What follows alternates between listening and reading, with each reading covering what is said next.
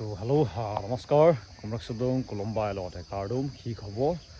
মোৰ খবৰ ভালেই আপোনালোকৰ খবৰ নিশ্চয় জনাব নাপাহৰিব বৰ্তমান আছোঁ ফিল্ডত আগতে আপোনালোকে হয়তো মোৰ ফিল্ডত দেখিছিলে বহুখিনি ল'ৰা ছোৱালী প্ৰেক্টিছ কৰা দেখিছিলে কিন্তু ফিল্ড একদম খালী বৰ্তমান টাইম হৈছে 3:40 একদম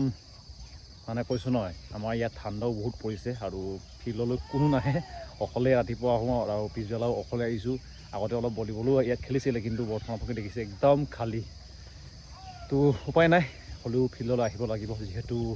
মই এটা ভাল নাম্বাৰ নাপালোঁ অসম পুলিচৰ ABUB কামাণ্ডো এইবিলাকত এইটো কাৰণে আকৌ প্ৰেক্টিছৰ কাৰণে লাগি গৈছোঁগৈ তাৰপিছতে কামাণ্ডোৰ কাৰণে এটা মানে নিউজ আহিছে কামাণ্ডো হৈছে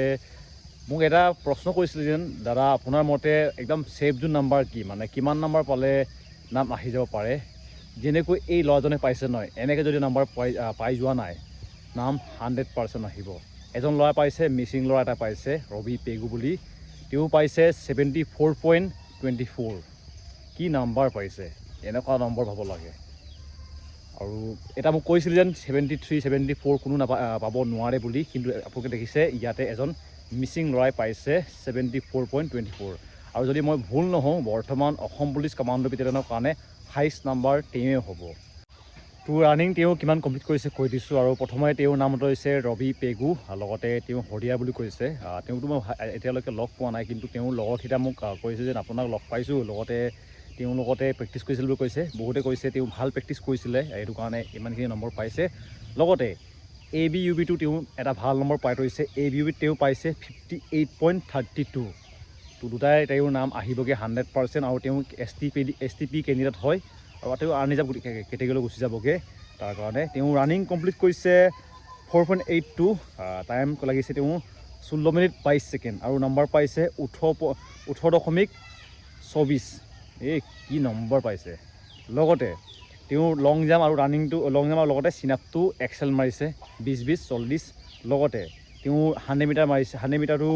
নম্বৰ পাইছে প্ৰায় 16 নম্বৰ টোটেল নম্বৰ হৈছেগৈ 74.24 কামাণ্ডোৰ কাৰণে কি মজা নম্বৰ পাইছে আৰু যদি তেওঁ ভিডিঅ' চাই আছে তেওঁলৈ মই এটা আমাৰ নিজৰ ভাষাত যোনজনে এই নাম্বাৰটো পাইছে 74.24 তেওঁলৈ মই নিজৰ ভাষাত কিবা এটা ক'ব বিচাৰিম যিহেতু তেওঁ এজন মিচিং ল'ৰা হয় ৰবি পেগু তো যদি ভিডিঅ' কালো মোলো আইপে আইনে আগমে एकदम आइना नंबर को पाताक 74 एमुम नंबर मंग देख कोनो कष्टताक को रेगलगा पाताक नके ABUB हिन 58 पॉइंट ऊपर पालमता 58 ऊपर पालमता नदकाने न অকল কামাণ্ডো লগা নহয় ন ABUB ভাইয়ে পইলো তো ABUB লগা কামাণ্ডো তো অকল সাইকনি টেক্সট মি ডাংনা লিখিত কামাবং আমপাইতো ন কামিং গিয়েকো 100% সুপাং ন ABUB পইতো কাৰণ যেহেতু যেতিয়ালৈকে ফাইনেল লিষ্ট আমি গিকো তেতিয়ালৈকে চাকৰি পাতা গম মচুল 2 টকা 58 একদম মজা নম্বৰে লগতে কামাণ্ডোটো 100% গিয়ে কৰিম না ভাবিছিন আৰু কলৰ পৰা 100% বিলাং লগতে বৰ্তমান কোড কিমান নম্বৰ পাইছে বুলি কিছুমানে মোক সুধি আছে তো বৰ্তমানলৈকে লখিমপুৰ লগতে এনে বেলেগ ডিষ্ট্ৰিক্ট গোলাঘাট এইবিলাকত এটা ভাল নম্বৰ পোৱা কেণ্ডিডেট ওলাইছে বুলি কৈছে প্ৰায়খিনি 68 69 পোৱা ভাল কেণ্ডিডেট অকল ওলাইছে লগতে 62 63 এনেকুৱাও আছে কিন্তু আপোনালোকে হয়তো গম পাই ভেকেঞ্চিটো অলপ কম আছে এইটো কাৰণে 64 কেইটাতো নাহেগে আমাৰ নিচিনাকেইটা নাহেগে 65 টো হয়তো অহা চান্সটো বহুত কম আছে যাৰ 68 ওপৰ আছে তেওঁলোকৰ নাম আহিবগে পাৰে যেহেতু 156 ভেকেঞ্চি আছে মাত্ৰ এইটো কাৰণে কাটঅফটো অলপ বেছি গুচি যাব আৰু যিমানখিনি বৰ্তমান 70+ নম্বৰ পাই আছে মোক কিছুমানে কমেণ্ট কৰি আছে লগতে মোক মেছেজো কৰে 70+ পোৱা আৰু তেওঁলোকৰ যেন যিমানখিনি 70+ পাইছে তেওঁলোকে অলৰেডি ABUB টো এটা ভাল নম্বৰ পাইছে যোনটো চৰাইদেউ এটা কেণ্ডিডেট আছিলে তেওঁ 71 পাইছে বুলি কৈছে লগতে তেওঁৱে ABUB টো 55+ পাই লৈছে সেইটো কাৰণে তোমালোকে অকল কামাণ্ডোৰ কাৰণে নহয় কামাণ্ডোটো অকল কিবা আছে সাইকনি টেষ্ট আছে তাতটো এনেকৈ লিখিবলগীয়া নাই অকল তোমালোকে এইটো কাৰণে ABUB টো ভালকৈ গুৰুত্ব দিয়া যিহেতু যেতিয়ালৈকে ফাইনেল মেৰিট লিষ্টত নাম নাহে তেতিয়ালৈকে চাকৰিটো পালোঁ বুলি ভাবি নাথাকিবা বহুত দিগদাৰ হৈ যায়গে এইটো কাৰণে তোমালোকে যিমান চান্স পাইছা সকলোখিনিতে 100% দিব লগতে বৰ্তমান যিমানখিনি অসম পুলিচৰ কাৰণে ABUB কাৰণে অপেক্ষা কৰি আছে তেওঁলোকক কম যেন অতি সোনকালে কাটঅফ লিষ্ট আহি যাব পাৰে যিহেতু স্কিললেছ আছে ড্ৰাইভাৰসকলৰ কাৰণে এইটো কাৰণে ভালকৈ পঢ়ি থাকক তাৰপিছতে যিমানখিনি কম নম্বৰ পাইছে তেওঁলোকেও পঢ়ি থাকক ক'ব নোৱাৰি কাটঅফ কিমান যাব 50 যাব পাৰে 51 যাব পাৰে 49 যাব পাৰে এইটো কাৰণে পঢ়ি থাকক আপোনাৰ কাম হৈছে পঢ়ি থকাৰ লগতে ভেকেঞ্চি এটা আহিব আগষ্ট মাহতে